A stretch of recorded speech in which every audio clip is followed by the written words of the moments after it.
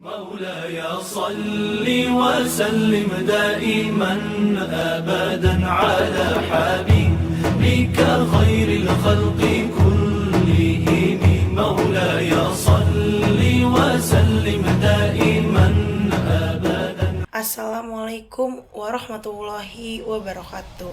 Innal hamdalillah nahmaduhu wa nasta'inuhu wa nastaghfiruhu wa na'udzubillahi minasyururi anfusina wa min sayyiati a'malina wa may yahdihillahu fala mudhillalah wa may yudlil fala hadiyalah.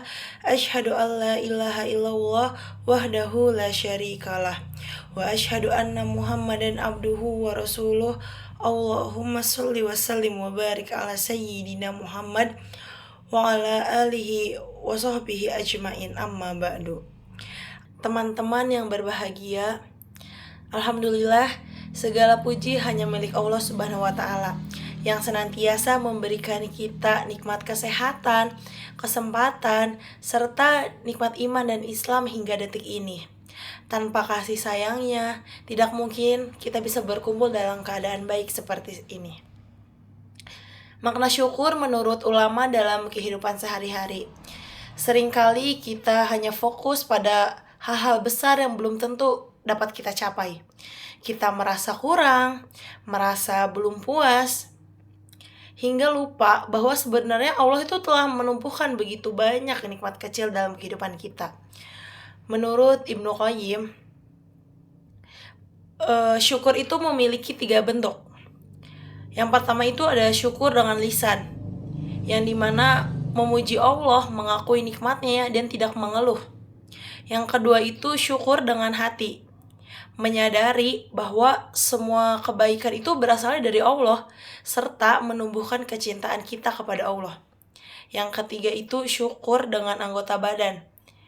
Kita itu menggunakan nikmat itu untuk ketaatan, bukan untuk kemaksiatan. Artinya itu, syukur itu bukan hanya alhamdulillah, tetapi bagaimana sikap kita setelah menerima nikmat itu. Nikmat Allah yang kita terima setiap hari, teman-teman sekalian, tanpa kita sadari, setiap hari Allah itu memberikan kita nikmat yang jumlahnya tidak terhitung.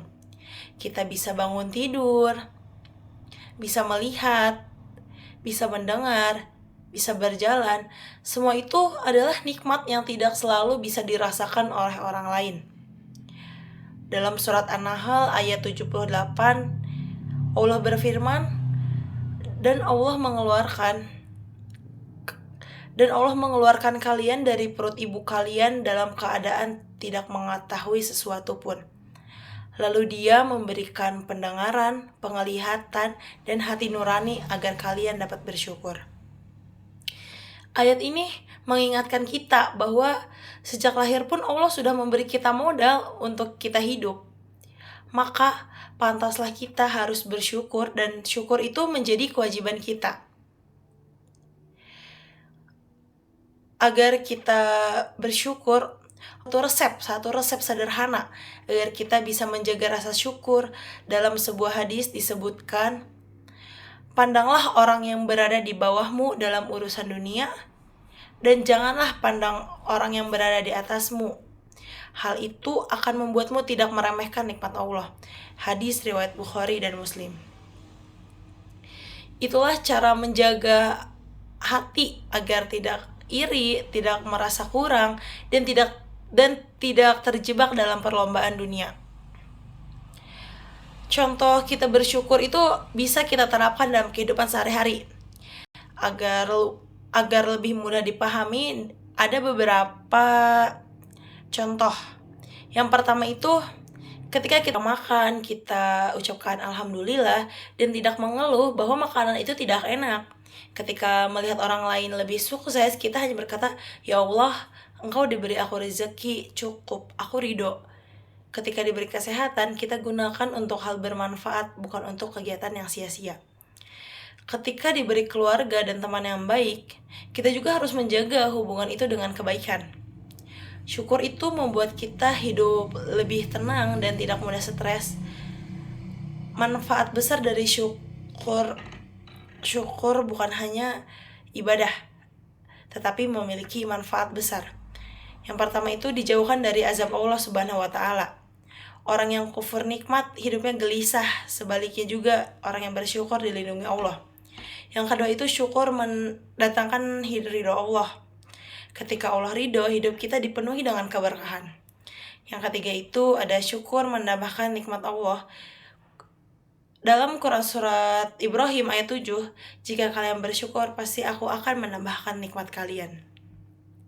Yang keempat itu syukur membuat hati kita tenang. Orang yang pandai bersyukur itu hidupnya lebih tentram, tidak gampang gelisah, dan lebih bahagia.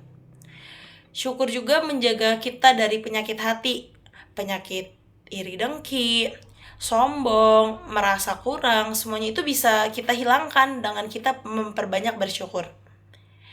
Teman-teman yang dirahmati Allah, kesimpulan dari kutub ini adalah bahwa syukur merupakan bentuk ibadah dan ketaatan kepada Allah Subhanahu wa taala. Semakin kita bersyukur, semakin Allah juga tambahkan nikmatnya. Semakin kita mengeluh, maka semakin sempit hidup kita terasa. Mari kita mulai dari hal kecil. Bersyukur ketika bangun, bersyukur ketika makan, bersyukur melihat orang lain bahagia, dan bersyukur atas kesehatan yang Allah berikan kepada kita. Semoga Allah menjadikan kita hamba-hambanya yang selalu ingat dan selalu bersyukur dan selalu dekat dengannya. Amin ya rabbal alamin. Mungkin cukup sekian kultum singkat dari saya. Kurang-kurangnya mohon maaf. Wassalamualaikum warahmatullahi wabarakatuh.